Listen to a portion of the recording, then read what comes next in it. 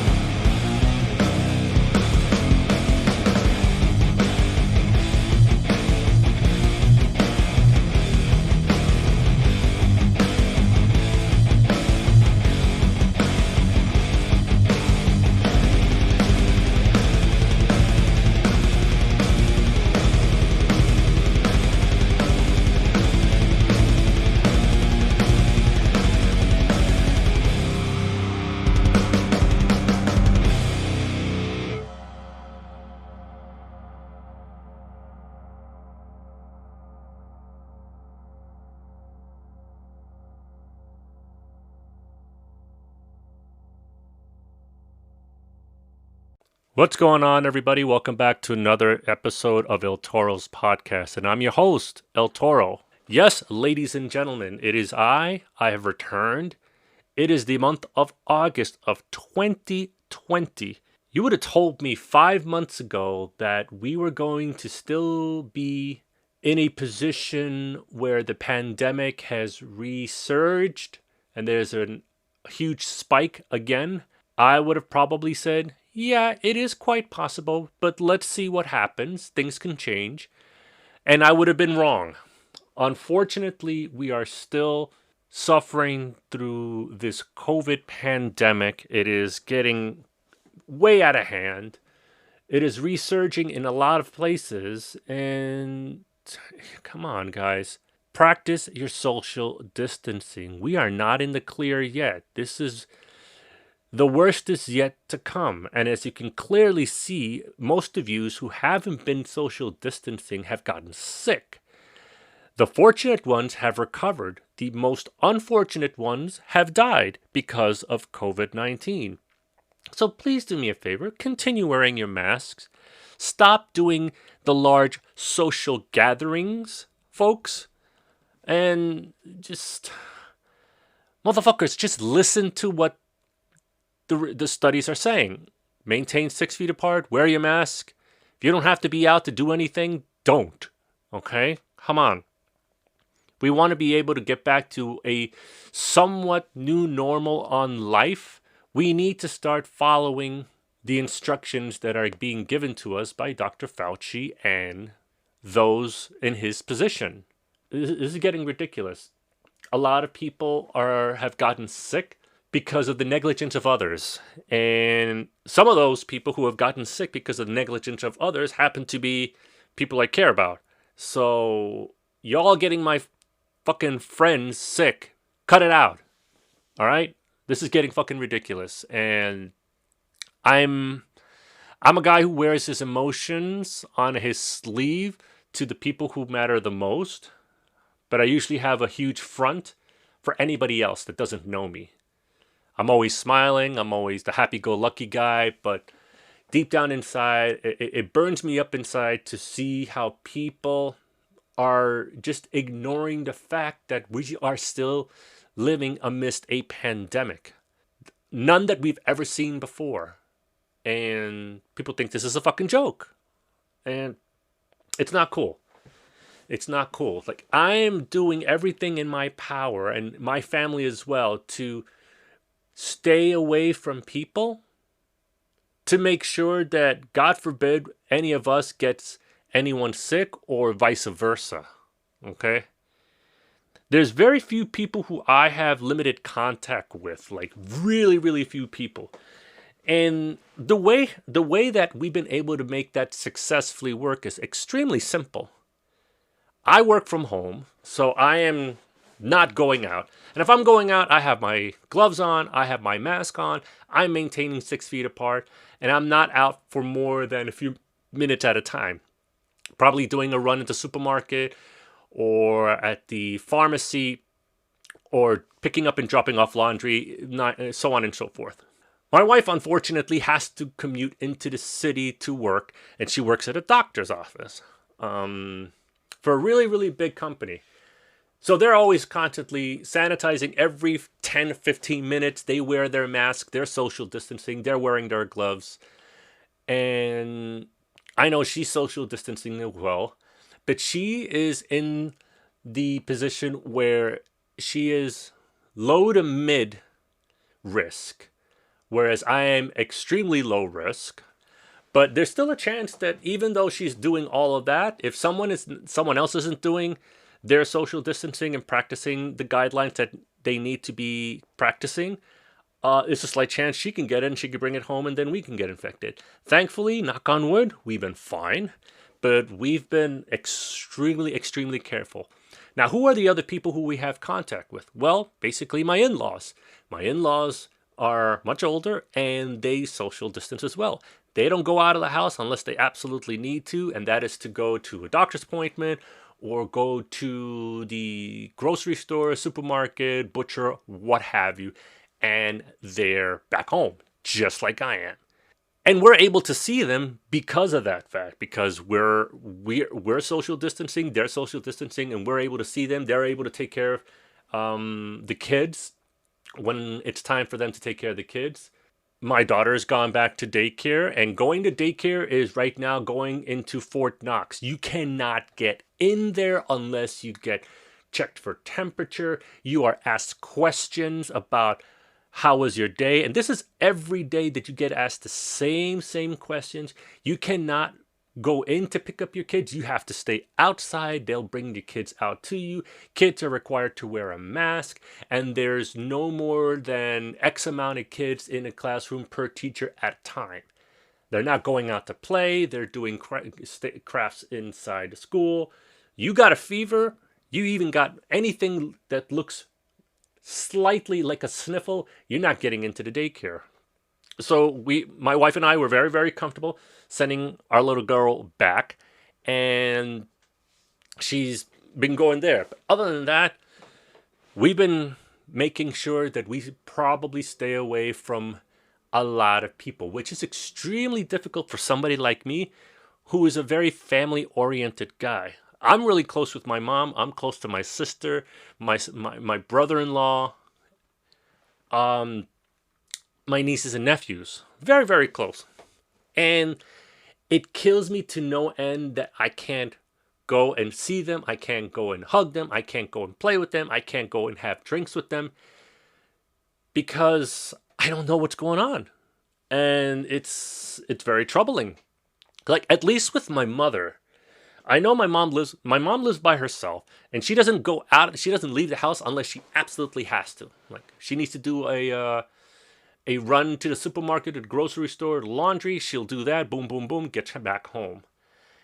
So if I ever wanted to go see my mom, we would be able to. We definitely, because we social distance, and I know for a fact that my wife, it takes very, very good care of herself. And if there's even a slight chance that anything is off, we have the ability of actually getting tested. And if the test comes out negative, then we are able to do whatever we are able to do.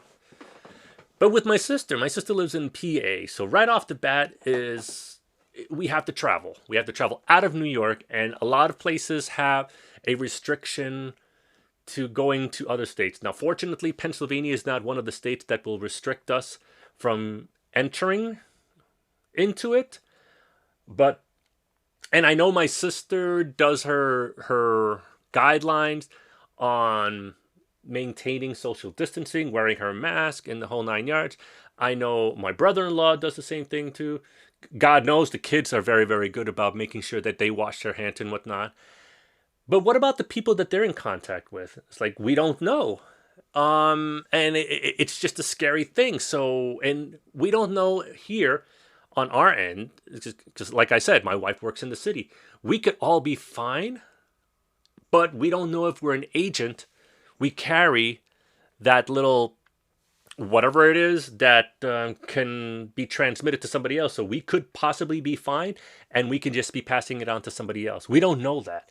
The only way we would know that is if everybody in the family, on both sides of the family, actually get COVID tested. Which brings me to my next thing. If you really, really want to see your family, guess what? You can still see your family if you take the proper measurements. Now, here's an excellent example that I wanted to share because I know a lot of people out there who are just like me that love their family very, very, very much. They're very family oriented, but it's killing them inside to not being able to see them. So, there was somebody who was coming out of town with the kids, and one of the big things was that we wanted to see them. We haven't seen them in a while. But it's during this whole pandemic thing. Excuse me. And there's a huge concern because the people who were coming from out of town, they were coming to stay over at my in-laws.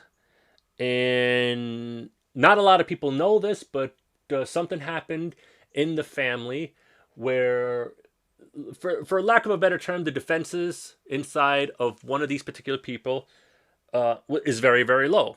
So they would be more susceptible of actually catching COVID-19 if the other party actually has it. And we wanted to see everybody, but we didn't want the kids to go over and see their respective cousins because of the fact that we don't know what's going on. So we all came to agreement, and we all decided to get tested for COVID. So not the little swab or little spit thing. This is the one that's the Q-tip that gets shoved up your nose and you get swabbed, and then you have to wait 48 hours for you to get your results. So we all agreed, and all parties, including the kids, got tested. And we waited the long, long 48 hours. You never know how 2 days feel until you're waiting for results from the doctor's office. And thankfully, everybody involved, including the kids, tested negative, and we were able to see them. And it was probably one of the best things that we ever did, because we actually got to hang out with them. We actually got to go out to the beach with them, and the kids got to play with each other and have an amazing time. And we were able to do that because we were careful enough to make sure, okay, let's take our test. Let's wait the amount of time. If the test comes up negative, then we shouldn't have any issues as long as we continue to maintain our guidelines of social distancing, masks, washing our hands, 6 feet apart with other people. And we were able to do that, and it was probably one of the best things that I've ever done. So you can still do that if you're willing to make the sacrifice, go get yourself tested, stay put for 48 hours until you get the results. The other person stay put for 48 hours until they get the results. Once you get the results, then you schedule a time where you guys can hang out, even if it's in the backyard of somebody's house, and just have a jolly good time. Okay? It's not that difficult. I wanted to share that story because there's a lot of people out there who really want to see their family, and they're concerned about getting their older relatives or even the younger relatives sick without knowing whether or not that they have COVID or they had the antibody for COVID or anything of the sort of COVID. So I hope that this story helps you guys and gives you a little bit more of education as far as that. And of course, if you have any questions or concerns, the first person that you really need to talk to about it is your doctor. We had some really good medical advice from a doctor, and which is why we were able to proceed with doing this and going forward. And I am very, very particular and very, very anal when it comes to anything like that. So to actually get that from a reputable doctor that I respect and have the utmost confidence in and have that reassurance, then I'm like, okay, then if they did their research and this is what they said, we can possibly do and continue doing it as long as we maintain our social distancing guidelines, then let's try it out. And we did it. So I'm very, very blessed about that. What kills me though is people who actually think that, all right, yeah, no, people think that this is a joke and they're saying that a person is lying that they did it. It's like, no, I'm not lying that I did get, I really did get a COVID test up the nasal swab, right up the nose. Not the most pleasant experience, but I had lower back surgery, so that actually hurt more than the nasal swab up my nose. It's just a weird, uncomfortable feeling getting something shoved up your nose. Just imagine just putting your finger up your nose, just trying to get a boogie out with a handkerchief. You're doing something much, much thinner and further up. It just feels like somebody's poking your brain through your nose. It's a very uncomfortable feeling. Fortunately for the kids, they were better troopers than I would have expected. I actually took my daughter in with me, and she was out like a light, so it would have been super, super easy. So I had mine done, and then I tipped my daughter over. She was still asleep, and they did the swab on my daughter. My daughter woke up, and she was like, "Oh, hi." Looked at the nurse and said, "Oh, hi." And then she just like fell asleep after it was done, and I was able to put her back in the car, still asleep. She had a long day, so that was kind of funny. And my son, he just like buried it. It's like saying, "Oh, that was enough. That was nothing." And like, wow, okay, you were a better trooper than I was, bro. But yeah, do your research, folks. Talk to your doctors. Get a second opinion if you don't feel comfortable with their answer, and use your better judgment. I certainly did, and I'm glad I did, and I'm glad my family did. So that's going on with me personally and mentally for the most part. Let's get into some some wrestling talk here. Now, notice that the quarter ended for the WWE, and it has reported low as it has been for a lot of places. But what's most interesting here, if anybody has actually seen the pattern, is the board of directors have a huge concern about the viewership. Every time the viewership keeps on dropping for Raw and SmackDown. And before the quarter is up, where they actually report what their earnings are, they usually do a mass firing, or not huge mass firing, but they fire people who are in the creative and writing crew. And I don't know what the company, I'm going to not say Vince McMahon at this point because it's been said to death, but I don't know what the company thinks that they're attempting to do by firing a writer and then saying, well, yeah, okay, our quarterly numbers are really, really low, but I think we have just an issue because we've terminated the person who was head of creative or was a part of creative. And you guys are doing it every quarter. So if it's happening every quarter, don't just think that it's nothing wrong with the creative team and it stems a little bit higher than that.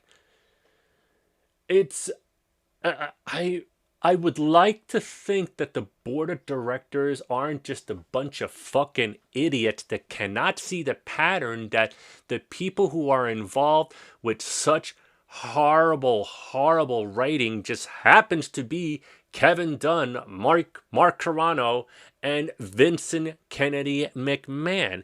You eliminate all three of those jackass idiots and you put Heyman back in there, or you put Eric Bischoff back in there, or you put Bruce Pritchard, and you leave them with the reins on producing talent in the ring so you can actually get better storylines created and take away the 3 hour Raw and bring it down to 2 hours.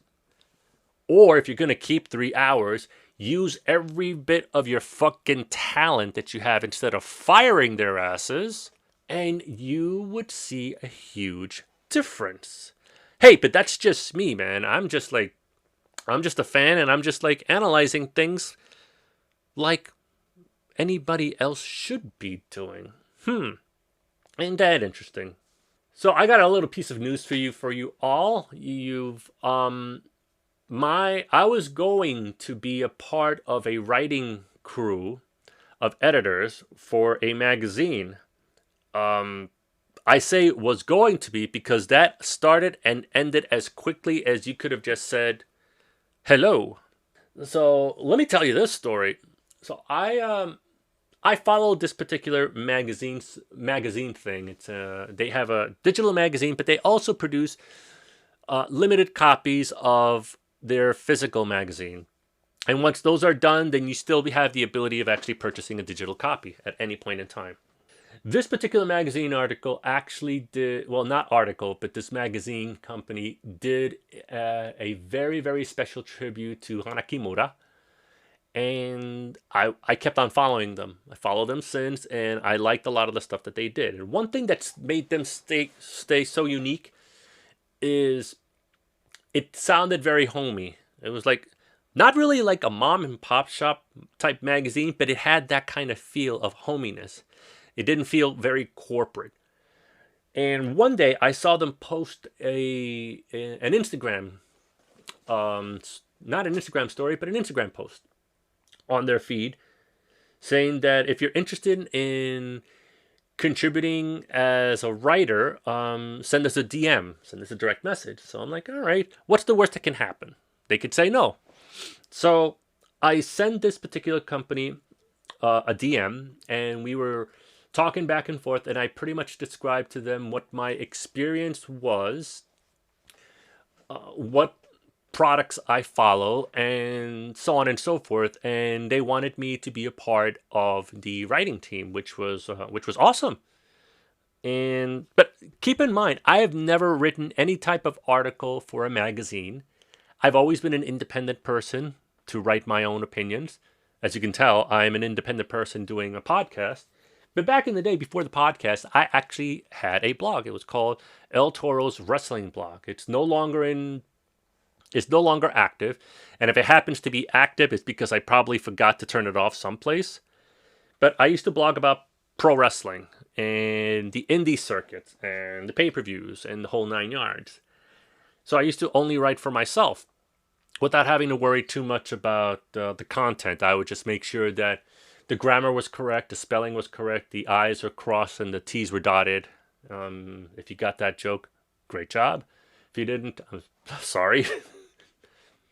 So I became a part of the team, and I was asked to write my first article. I'm like saying, okay, well, what the hell do I write about? So the one thing that I did notice about the magazine is, like I said, it had a very homey feeling to it.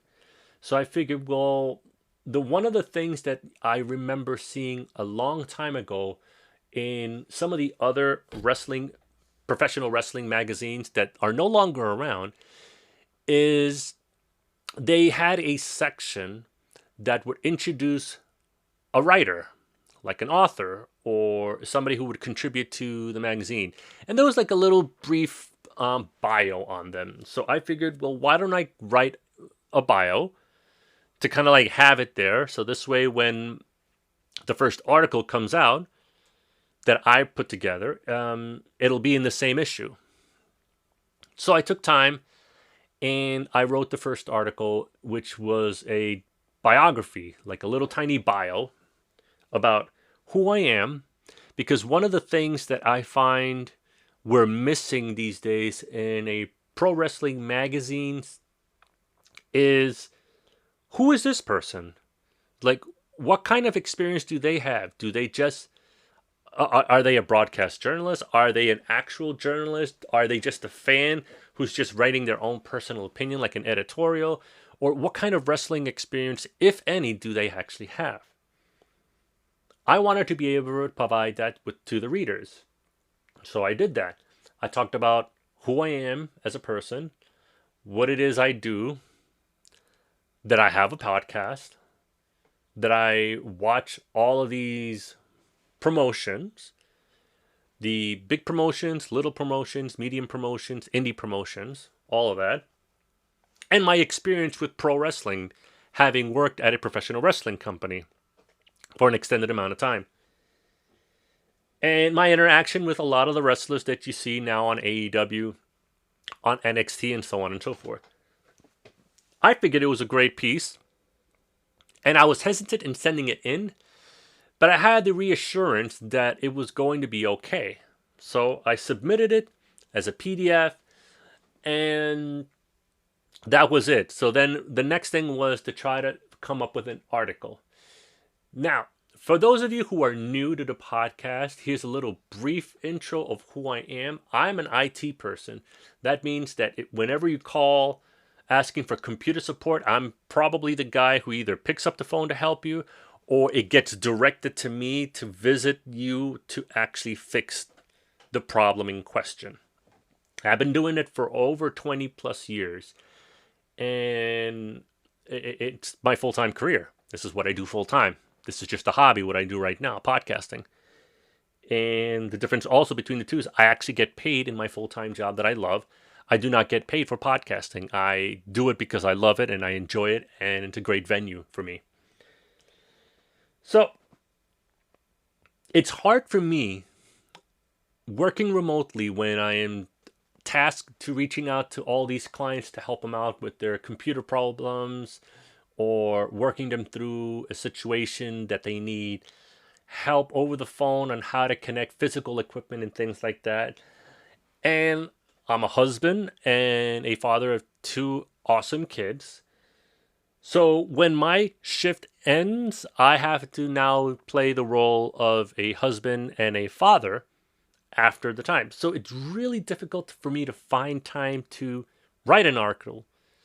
It's an amazement in itself that I have enough time to actually record a podcast. Recording a podcast is easier. I just turn on the mic and I just start talking what's on my mind. But to actually sit down and compose an article, I can easily dictate an article without any problems.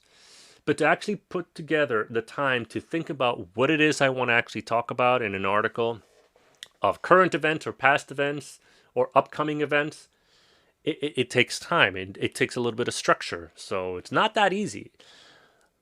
Mind you that the writing gig is pro bono. It's just like you're not getting paid for it. This is if you want to do it and get some exposure. So you're not even getting paid for it too. But I wanted to do it because I thought it was fun and all of that. So I kept getting hounded for an article. I'm like saying, I'm trying to explain this. I'm doing the best that I can. This is the idea that I have. I want to try to put it down on paper, but it's just extremely difficult because my full-time work takes up all of my time, which is why it's called a full-time work, folks. And it kept on getting to the point where I kept on getting asked, kept on getting asked, kept on getting asked, and like saying, I wasn't made aware that this was what was going to be happening, that I needed to produce an article every week. If that's the case, this is not going to be something for me. So I reached out to the person in question and told them, listen, I wasn't made aware. I feel like I'm taking up space here for somebody who would be able to provide something every week. Thanks for the opportunity, but this is not going to be for me. So I left the team, left them the message, and then I get a message from the owner of the magazine company. He's the big guy. And he was the one who actually sent the article to. And he reviewed the article and he said that the article looked really good, but it came off as too much of a promo for the podcast, which I reread that thing like 6, 7 times and I had somebody else look at it. It didn't look like a promo to the podcast at all. But I digress. And he says, like, no, you don't have to submit anything every week. We just wanted, whenever you have the opportunity, just submit something. It's like saying, well, your colleague said this. So they talked amongst themselves. And then Optus, like, the owner actually came back to me and says, I would like for you to actually stay on. And I would like for you to be able to continue staying with us and write an article and send it whenever you can. Which was really, really sweet that he did that. But I did tell him that, listen, I'm going to have to think about it very, very carefully because it does look like it's very, very demanding. And I'm the kind of guy who wants to avoid any issues. So if I don't want to take up somebody's spot who would be able to give all of their all into it, guns blazing, and me just sitting there and being able to send something whenever I'm able to. I feel like it's not a fair thing. Plus, again, it's an opportunity for somebody that they could probably take advantage of versus me, who I have a paying job.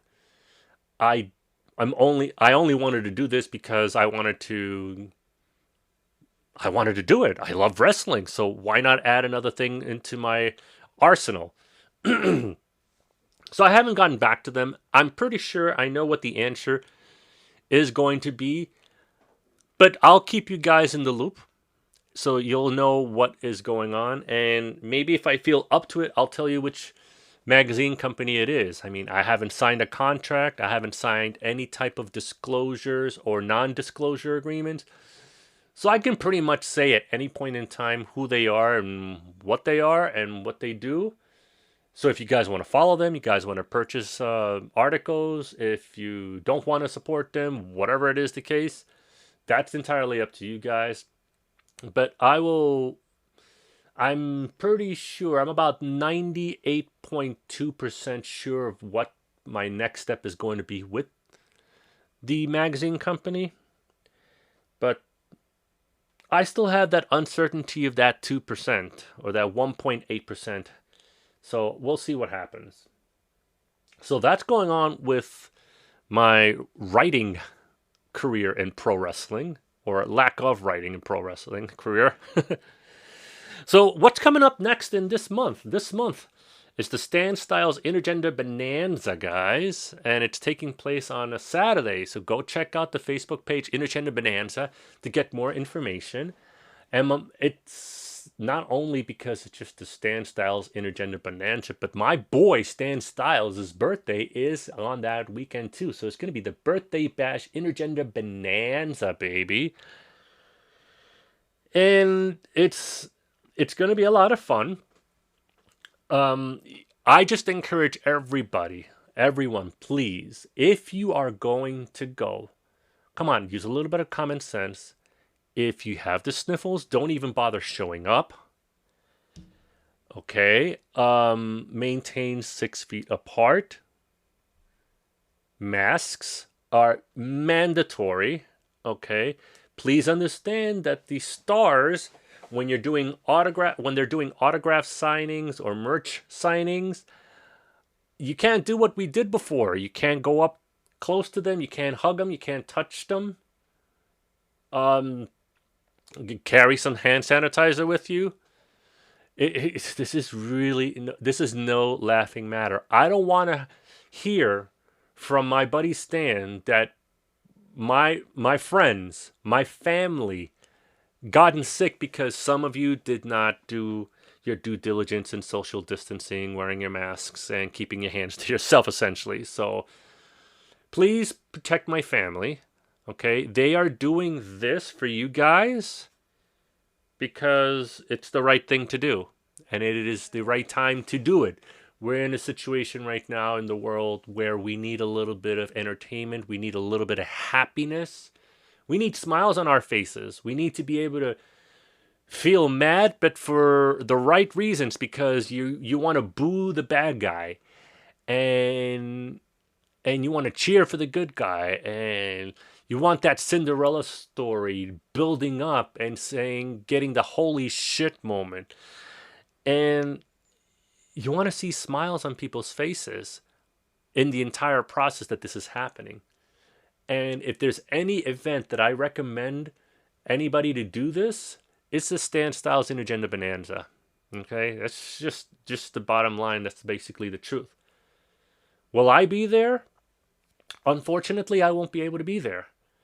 I had a very lengthy discussion with my family, and everything that I do is to make sure that my family is safe. Everything that I do is to make sure that my wife is safe, my kids are safe. So I will not be there just to keep their mind at ease. Not because I think something would happen, it's just because something might not happen. And it's just a concern that I don't want to give my family. So it's it's um it's just the way it is. If it were just myself and I was married and I didn't have any kids, then and I would continue doing my social distancing. I would have my mask on, I would have my gloves on, I would have hand sanitizer with me, I would have my wipes with me. I would bring in my own big ass bottle of water so I wouldn't have to go to the concession stand and touch stuff there. I would I would be doing all of that stuff and I would still be going to the event. But I won't be there. I will be there in spirit. And Stan knows. Stan knows I love him dearly. He knows that I would do anything to help his promotion, which is why I am promoting the promotion here on the El Toro's podcast. Because just because I can't go doesn't mean that you shouldn't go and have a great time and adhere to the social distancing guidelines. That's it. And it's an experience that I've had the privilege of being a part of a couple of times already.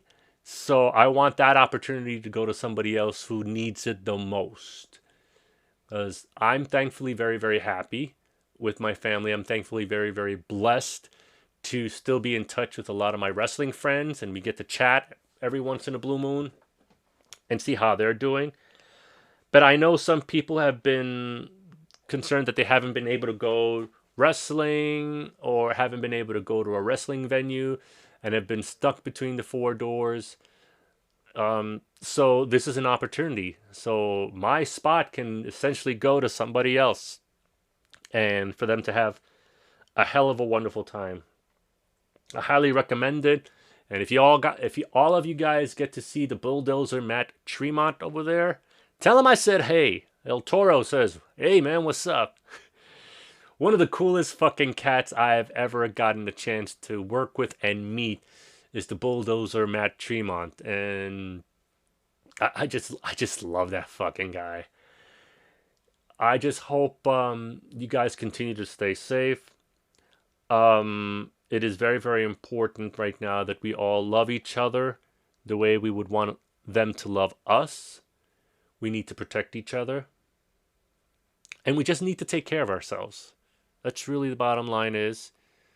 Voting is coming pretty soon in November, election day.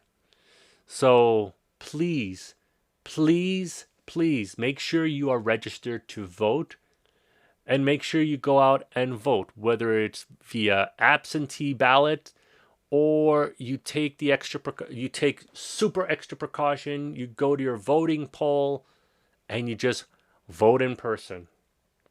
It's a very, very important time. We all need to be able to make a huge difference, and we just need to voice our opinion, and doing so is by voting. I'm not telling you who to vote for. I'm not telling you who not to vote for, because I don't talk about politics on here. It's you. If you want to fight, go ahead and talk about politics and religion. Those are the two things I try my very, very freaking best not to bring up here in the podcast, because it's just a recipe for disaster. Doesn't matter where you are. It could be in a work environment. It could be at home in your personal environment. It could be with anybody. It's just a recipe for disaster. Talking about religion and talking about politics. You want to fight? Go ahead and bring it up and start talking about it. So it is very important that all of you are registered. If you are not registered, Google online, make a phone call to 311 and find out where, how, and when you can register to make sure that you are entered in, eligible to vote, and make your vote count. Okay? Very, very important. So that's it for me, guys. I hope you guys continue staying safe. I love you all very, very, very, very much. The one little last thing I want to bring up is that if you are all aware that you can catch the El Toro's podcast on Anchor.fm, Spotify, Apple Podcasts, Google Podcasts, and many, many other places. But now you are able to find the El Toro's podcast on YouTube. That's right. Every new episode going forward, as of this episode, you will now be able to catch it up on YouTube. It's a little bit harder to find me on YouTube, which is why I've included the link on my Facebook page, facebook.com/El Toro's podcast. It's a particular link that you click on it and it will show you all of the ways you are able to follow me on social media, and it will have a link for YouTube. I am hoping to get 100 subscribers at any point in time, so I have the ability of changing the name of the link from youtube.com/channel/yada yada yada yada yada yada you to youtube.com/El Toro's podcast. That is the end goal, but I need to have 100 subscribers to do so.